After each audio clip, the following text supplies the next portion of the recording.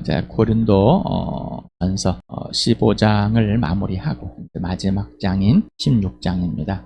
본번에는 이렇게 장이 없다고 그랬죠.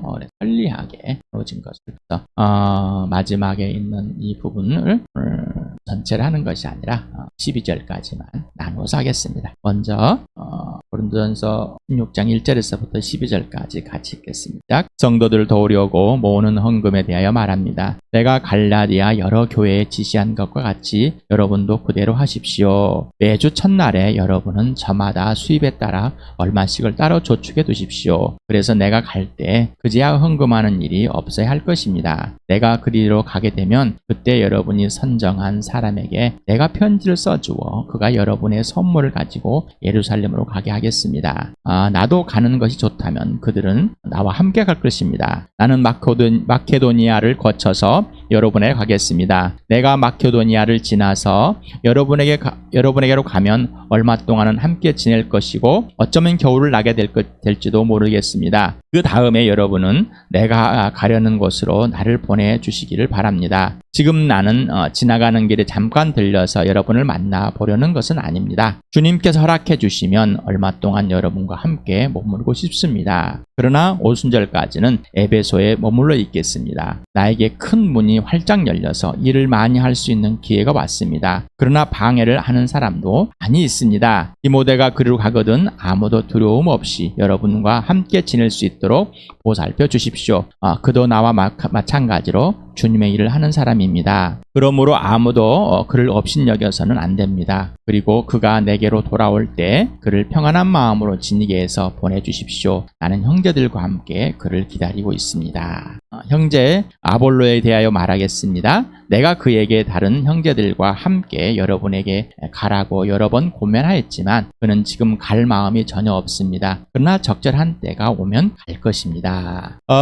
고린도전 16장과 15장 57절, 58절은 별개의 것이 아니라 연결되어 있습니다. 그래서 부분을 57절과 58절을 같이 한번 읽어보겠습니다. 시작. 그러나 우리 주 예수 그리스도를 통하여 우리에게 승리를 주시는 하나님께 우리는 감사를 드립니다. 그러므로 나의 사랑하는 형제 자매 여러분, 굳게 서서 흔들리지 말고 주님의 일을 더욱 많이 하십시오. 여러분이 아는 대로 여러분의 수고가 주님 안에서 헛되지 않습니다. 교회의 문제점들을 계속해서 말을 해줬습니다. 고린도전서 1장 10절에서부터 15장까지 교회의 문제점들에서 말을 했습니다. 이유식을 먹는 아주 어린아이 같은 신앙에 대해 있는 고린도 교회. 그래서 이제 도약의 시가 됩니다. 다시 한번 부활을 일으켜주고 예수 그리스도가 누구신지 그리고 여러분의 몸이 진짜로 부활에 참여해서 십자가와 1장에서 처음에 십자가의 능력에 대해서 그리고 마지막 15장에서는 부활의 능력에 대해서 이렇게 십자가 부활을 마무리를 하는 것 같습니다. 시작하고 부활로 끝내주는 바울의 서신을 봅니다. 죽으심과 부활을 통해서 예수 그리스도의 존재 그리고 예수님과 사귐, 예수님 어떤 분이신지 그리고 내가 어떤 존재인지 그리고 여러분들이 복음을 어떻게 들었는지 나 또한 복음을 어떻게 전했는지 바울이 말하고 있는 것 같습니다. 자, 그러면서 예루살렘의 교회에 구제에 동참하기를 편지를 써서 이렇게 하고 있습니다. 그래서 주님의 일에 동참하고 더 많이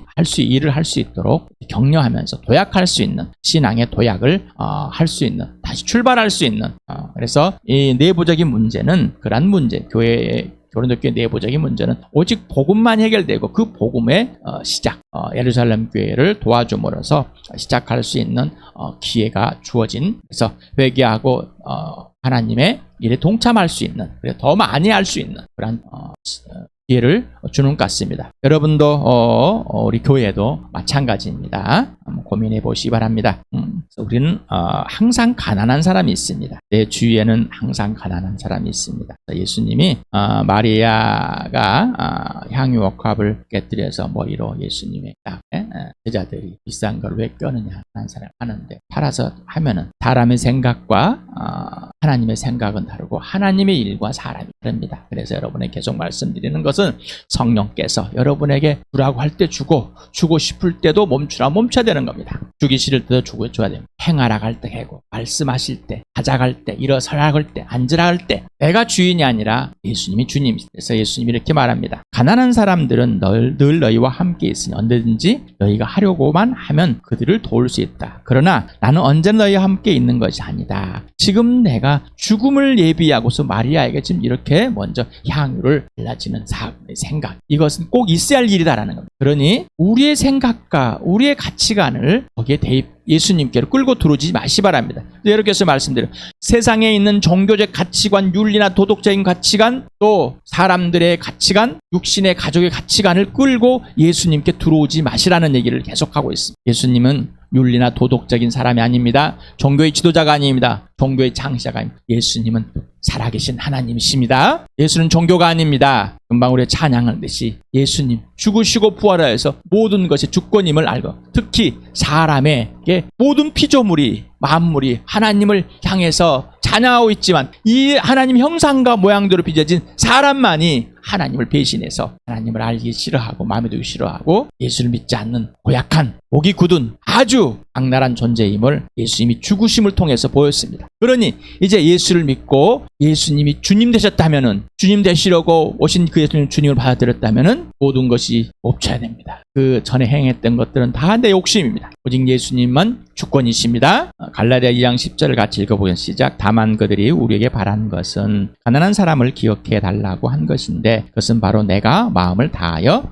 해오던 일이었습니다. 자, 바울에게 사도들이 부탁한 게 있습니다. 가난한 사람들. 근데 바울도 그렇게 행했습니다. 이거는 예수를 따라가는 사람은 다 그렇게 행하게 됩니다. 여러분, 예수 믿으십니까? 그런데 가난한 사람에게 한 번도 가난한 사람과 함께 살아보지 않았다면은 여러분 예수를 따르고 있지 않는 사람입니다. 그냥 성금하고 아프리카 성금하고 이런 수준이 아니라 진짜로 가난한 사람과 함께 살아주는 분이 좀 안 좋습니까? 안 좋으세요? 성공하고 공부 잘하고 부자 되고 아파트도 많이 사고 평수 넓은 거 잘 살아야 되는, 언제 가난한 사람을 내가 성금만 해도 잘할 수 있는 사람이, 세상은 그렇게 갈지나 예수 그리스도는 그러지 않습니다. 예루살렘을 비롯한 이스라엘 지역, 또 팔레스타인 지역에 극심한 가뭄 하나님 와 있습니다. 여러분 제 또래들 분들은 정말 가난함을 경험했습니다. 어떤 사람들은 자랑합니다. 나는 우리 엄마 아버지는 부자였기 때문에 나는 굶는 걸 안 굶어서 가난을 잘 몰라. 자랑처럼 얘기합니다. 자기 자랑, 우월함을. 예수 믿는데 나는 그 가난함을 몰랐었다가 예수 믿고 그 가난함을 알게 되었습니다. 그리고 지금도 가난함을 누리고 있습니다. 이 고백이 나와야 돼요. 제가 경험한 1960년대 가뭄이 심한 이 모습입니다. 여기 모습은 보면은 전부 학생들이 물을 할 수 있도록 수로를 만들고 있습니다. 저도 초등학교 때 울력이란 걸 다녔고, 또 토요일 날이면은 산에 가서 자갈들을 모아가지고 이만한 것들을 에다가 옷에다가 싸서 전에 아스팔트가 되지 않는 신장로 도로에 비가 오면 웅덩이 파주고 차가 다닙니다. 그래서 거기 메꾸는 거래요. 또한 그보다 더 어렸을 때는 가뭄에 있어서 정말 먹을 것들이 없는 상황도 있었습니다. 이렇게 물 한 바가지 퍼서 올려주는 사람, 이렇게 다 갈라져 가지고 논이 이렇게 갈라져서 더 이상 어떤 것을 할 수가 없을 때 지금 소가 이것들을 다 갈아엎습니다. 또 아이들은 거기를 지나가고 있습니다. 길이 되어버린 사람, 아프리카의 가뭄입니다. 함께 기아에 퍼뜨리고 있습니다. 자, 여러분 하나님 기근이 가뭄이 뭔지를 아십니까? 작년에 전라남도 지역에 일부 지역에 굉장한 가뭄이 극심했습니다. 수도를 물이 없어가지고 물차가 가기도 하고 옛날에는 수도 시설이 또 잘 돼 있지 않는 상황이라서 했습니다. 가뭄이 일어나면은 물차가 와서 물 나눠주고 그렇게 먹던 시절. 나 때는 얘기가 아니라 가뭄은 현실입니다. 우리나라는 물보축구자가 이미 있었습니다. 우리나라에는 이 작은 땅덩어리지만 굉장히 기후의 영향을 많이 받고 있어서 가뭄이 극심해서 작년 60년 만에 가뭄이다라는 게 제가 태어났을 때부터 가뭄이 시작돼서 쭉 했다가 정말 가뭄이 심해서 시골에 있는 사람들이 도시로 했습니다.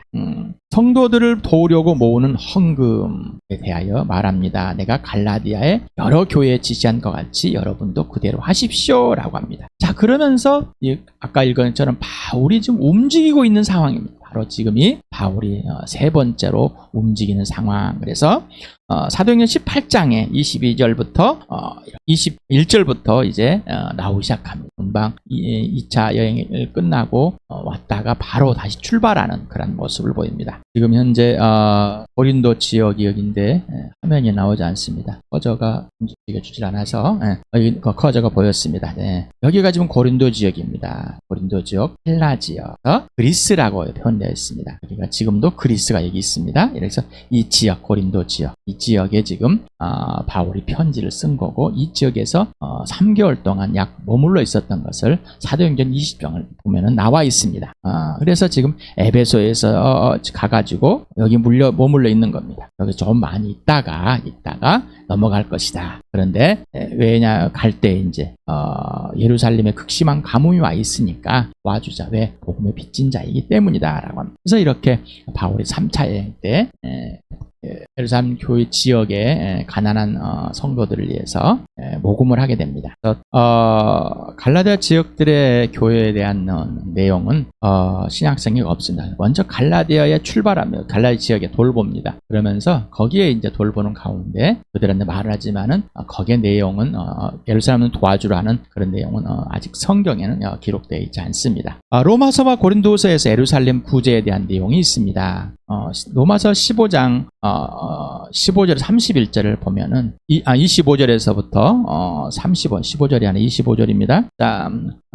같이 읽겠습니다. 시작. 그러나 지금 나는 성도들을 돕는 일로 예루살렘에 갑니다. 마케도니아와 아가야 사람들이 기쁜 마음으로 예루살렘에 사는 성도들 가운데 가난한 사람들에게 보낼 구제금을 마련했기 때문입니다. 그들은 기쁜 마음으로 그렇게 하였습니다. 그들은 정말로 예루살렘 성도들에게 빚을 진 사람들입니다. 이방 사람들은 그들에게 신령한 복을 나누어 받았으니 육신의 생활에 필요한 것으로 그들에게 봉사할 의무가 있습니다. 그러므로 나는 이 일을 마치고 그들에게 이 열매를 확실하게 전해준 뒤에 여러분에게 들렸다가 스페인으로 가겠습니다. 내가 여러분에게 갈 때 그리스도의 충만한 복음을 가지고 갈 것으로 압니다. 형제자매 여러분, 내가 우리 주 예수 그리스도를 힘입어서 그리고 성령의 사랑을 힘입어서 여러분에게 부탁합니다. 나도 기도합니다만 여러분도 나를 위하여 하나님께 열심으로 기도해 주십시오. 내가 유대에 있는 믿지 않는 자들에게서 화를 당하지 않도록, 그리고 또 내가 예루살렘으로 가져가는 구제금이 그곳 성도들에게 기쁘게 받아들여지도록 기도해 주십시오. 이렇게 이제 합니다. 그리고 로마의 교인들한테 편지를 쓰면서, 그리고 이제 고린도 후서 먼저 전서를 쓰고 후서를 쓰면서 이런 내용을 또 씁니다. 또 같이 읽어보겠습니다. 시작. 형제자매 여러분, 우리는 하나님께서 마케도니아 여러 교회에 베풀어 주신 은혜를 여러분에게 알리려고 합니다. 그들은 큰 환난의 시련을 겪으면서도 기쁨이 넘치고 극심한 가난에 쪼들리면서도 넉넉한 마음으로 남에게 베풀었습니다. 내가 증언합니다. 그들은 힘이 닿는 대로 구제하실 뿐만 아니라 오히려 힘에 지나도록 자원해서 하였습니다. 그들은 성도들을 구제하는 특권에 동참하게 해달라고 우리에게 간절히 청하였습니다. 그들은 우리가 기대한 이상으로 하나님의 뜻을 따라서 먼저 자신들을 주님께 바치고 우리에게 바쳤습니다. 여러분은 누구로부터 복음의 빚진 자입니다. 우리는 전부 다 예루살렘에 있는 빚진자들이고 유대인들의 복음의 빚진 자들입니다. 또한 여러분에게 복음을 전해준 사람 누구입니까? 이 마케도니와 아가야 지방에 있는 빌립보, 이 데살로니가 이 교회들, 베레아, 이 교회들이 심한 핍박을 받고 있었어요. 환난을 당하고 있고, 특히 유대인들에게도 마찬가지입니다. 핍박을 받고 있었는데 그들은 왜 그랬을까? 이 가난을 선택하면서 이들은 왜 이렇게 했을까? 여러분은 어떤 삶을 살고 있습니다. 이걸 보면서 우리가 태풍, 홍수, 어떤 불 났을 때 교회들을 이렇게 돕는 일들이 있습니다. 네, 잘하는 일들입니다. 그런 일들입니다. 우리 교회도 그렇게 도움을 했을 때 우리는 참 도움을 많이 받았습니다. 여러 교회로부터. 그렇다면 왜 그랬을까 하는 거죠. 왜 하나님께서 왜 그렇게 도움을 받게끔 하셨을까? 우리는 도움을 주려고 할 때 어떤 상황에 있었을까? 헌금이라는 것은 헬라어로 로기아로 해가지고 연보라는 뜻입니다. 그래서 하나님께 바치는 물질들을 이렇게 말하고 있는 거다. 이 단어는 2번 나왔습니다. 장절이죠. 그래서 얘는 모다라는 뜻에서 파생된 모금의 의미다라는 것입니다. 그런데 아까 우리 로마서 읽었으면 15장 26절 구제금이라고 보는데 그건 의역을 한 겁니다. 친밀한 사귐을 예루살렘 성도들에게 가난한 성도들에게 가뭄을 해서 가난한 성도들에게 필요한 생활비를 전해주는데 사귐이라고 했어. 사귐. 왜 그랬을까?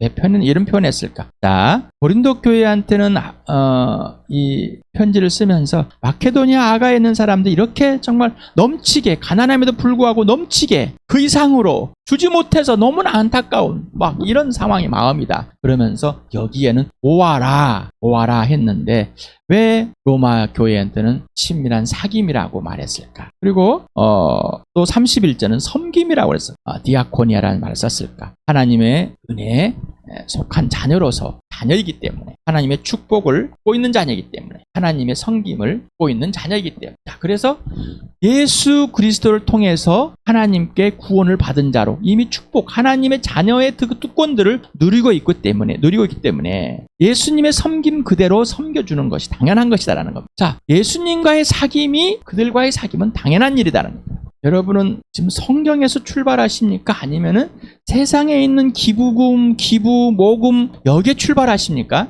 우리는 단어를 사용할 수 있습니다. 모금이라고, 구원이라고. 성경은 하나님을 표현하는데 사람의 말을 가져와서 합니다. 그런데 하나님을 표현할 때 설명하기 위해서는 사람들의 언어도 필요하지만은 하나님 자체를 필요할 때는 하나님의 그냥 그 세상의 언어를 뛰어넘는 놀라운 언어들입니다. 그 의미의 범위는 마찬가지입니다. 여러분 종교적인 상황 속에서 여러분을 이 생각을 지금 아니면 사회적인 상황에서 모금이라는 단어 또 후원이라는 단어 기부라는 단어를 이용하십니까? 아니면은 예수님의 출발해서 예수님과 사귐의 관계 질서에서 표현하고 있습니다. 마케도니아 여러 교회 또 아가야 교회 이런 교회는 편안함과 부와 건강과 안락함을 택하지 않고 환난과 핍박과 가난과 불편을 왜 택했을까? 왜 그랬을까요? 그렇게 하지 않아도 되는데 왜 그랬을까? 그러면 지금의 교회는 세상의 성공을 왜 택하고 있어요? 그러면 여러분 자신은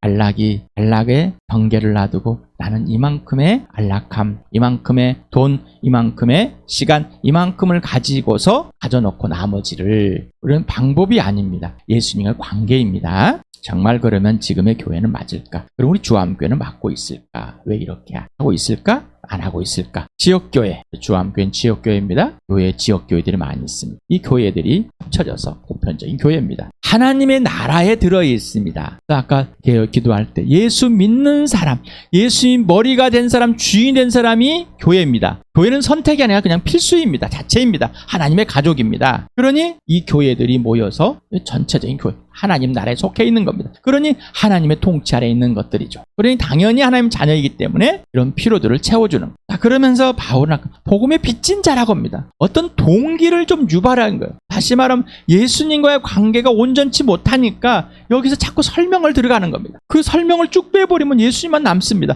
그럼 예수님과의 관계에 출발하게 되면 이런 설명이 필요가 없겠죠. 에베소 3장 6절 이렇게 바울은 편지를 써놨습니다. 기록해놨습니다. 같이 읽어보면 시작. 금일의 내용인즉 이방 사람들이 복음을 통하여 그리스도 예수 안에서 유대 사람들과 공동 상속자 되고 함께 한 몸이 되고 약속을 함께 가지는 자가 되는 것입니다. 예수 그리스도를 통해서 이스라엘 백성, 유대인들과 이방인들이 공동 상속자가 됩니다. 한 몸이 되었습니다. 약속을 함께 가진 자가 되었습니다. 자, 이거를 교회라고 하는데 19절 같이 시작. 그러므로 이제부터 여러분은 외국 사람이나 나그네가 아니라 성도들과 함께 시민이며 하나님의 가족이다. 내가 갖고 있는 가족, 내가 지금 하고 있는 교회 여기서 출발합니까? 아니면 지금 예수 그리스도 하나님으로부터 출발하십니까? 당신에게 예수 그리스도와 교회가 무엇입니까? 여러분 예수 믿으십니까? 그렇다면 나에게 예수 그리스도와 교회는 무엇일까? 금방 앞에 말씀드렸습니다. 그러면서 고린도전서 서론에서 1장 9절에 딱 마지막을 할 때 왜 그러냐라는 하나님은 신실하신 분이십니다. 하나님께서는 여러분을 부르셔서 그 아들 우리 주 예수 그리스도와 친교를 가지게 하여 주셨습니다. 예수님과 친밀한 교제, 죽으시고 부활하심을 매일 경험해야 돼요. 부활을 경험해서 부활하신 생구 내 몸의 부활과 영원한 생명, 영원한 하나님 나라를 계속해서 경험해야지만이 그러려면 예수님을 사귀면 되고 그래야지만이 예수님이 하라는 대로 행해진다는 것이죠. 마태복음 23장 23절 같이 읽겠습니다. 시작. 율법학자들과 바리새파 사람들아 위선자들아 너희에게 화가 있다. 너희는 박하와 회양과 근체의 11조는 드리면서 정의와 자비와 신의와 같은 율법의 더 중요한 요소들을 버렸다. 그것들도 소홀히 하지 않아야 했지만 이것들도 마땅히 해야 합니다. 해양했다. 자, 이렇게 10의 1조도 드리고 11조도 드리고, 그런데 진짜 더 먼저는 뭐예요? 정의와 자비와 신의. 이건 누구의? 하나님의 것입니다. 우리에게는 없습니다. 사도들은 예수 그리스도가 부활하시고 승천하신 후 또 지옥교회의 11조와 헌금을 말하지 않고 있습니다. 사도행전 처음 출발할 때 사도들의 말에 몰두를 하면서 그들은 함께 모였고 나누고 교제하고 주님을 기념하면서 기도하면서 살았습니다. 그런데 지금 현재 마케도니아와 아가야에 있는 이 교회들도 지금 그러고 있습니다. 그런데 고린도 교회는 그러지 못하고 있습니다. 그렇다면 그런데 왜 목사들은 11조 헌금을 말할까? 이런 질문을 합니다. 우리 교회도 11조도 있고 헌금이 있습니다. 설명을 해줬습니다. 여러분들이 지금 생각에 잡혀 있는 것은 우리 교회당 건물에 새가 나가야 돼. 필요한 것들. 그러면은 매월 여러분들 스스로 할 수 있습니까? 그러지 못해서 10의 1이라는 또 선물이라는 것을 먼저 미리, 그래서 10의 9, 10의 9는 10의 10에서 10의 1, 10의 9, 그리고 10의 9도 하나님의 것, 이 모든 것이 하나님의 선물이다라는 거, 하나님 것이다라고 그랬어요. 자, 다음과 얘기하고, 자, 그러면서 헌금함이나 헌금 바구니를 왜 돌릴까요? 저도 교회당 처음 갔을 때 헌금 바구니를 막 돌리고 난감했습니다. 어려서 난감했어요. 저는 가기 전에 누님을 따라서 교회당에 갔는데 누님이 5원짜리를 주면서 50한 5원 주면서 헌금을 보통 모르고 가서 했어요. 왜 할까? 내가 왜 할까? 고민을 했었어요. 그런데 성령이 되어서 이제 교회당을 한번 또 가봤더니 또 돌리고 있어. 또 어느 교회 갔더니 봉투가 그냥 막 거기에 봉투가 다 꽂아 있어가지고 뭐 수천 명이 모이는데 거기에다 왜 그럴까? 또 예수 믿고 나서 했더니 바구니를 돌리네요. 왜 그럴까? 지금 당신과 교회는 왜 하나님의 가족으로 필요를 채워주는 삶이 아니라 구약의 어떤 것들을 가져와서 율법의 이행을 할까? 10의 1을 강조하면서 헌금을 강조하면서 구약의 11의 1조를 끄집어 들어와서 왜 그렇게 목사들은 피가 터지게 말을 할까? 율법의 폐기가 아니라 율법을 행해야 된다고 그래요. 그렇다면은 왜 사도들은 아무 말도 안 했을까? 사도들이 잘못한 거 아니잖아요. 잘못한 게 맞아요? 자, 교회의 시작. 모든 통용이 됐습니다. 왜 그랬을까? 사도행전 2장 시작할 때 모든 사람이 자기 것이라지 않고 왜 통용을 했을까? 어떤 사람은 종말론주의에 빠졌기 때문일 것이다. 성경은 아니에요. 성령이 충만하여 성령이 원하시는 지시하는 대로 왜 성경에 들어가서 먼저 살아보지 않을까? 여러분 예수 믿고 성경에 들어가서 왜 그랬을까? 왜 지금은 아닐까? 이렇게 갭이 있을까? 그러면 나는 어디를 선택합니까? 지금에 있는 이 모양, 이 교회의 모양을 선택하십니까? 아니면 성경을 선택하십니까? 왜 현재 교회들은 행위와 성경의 행위의 차이가 있을까? 고민해 보셨습니까? 왜 나는 이렇게 하지 않을까? 편리하게 돈을 모아야 되겠죠. 왜 그럴까? 그들은 그런 방법을 못 썼을까? 이미 이방인 성전들이 또 예를 들어서 이방인들이 모으는 또 회당도 있고 이렇게 잘 할 수 있는 것들이 많이 정보를 얻고 있는데 많이 갖고 있었음에도 불구하고 왜 그들은 모이는 장소를 만들지 않았을까? 종교가 발전이 안 돼서 기독교란 종교 발전이 안 됐기 때문이라고 표현할까요? 매주 첫날에 여러분은 저마다 수입에 따라 얼마씩을 따로 저축해 두십시오.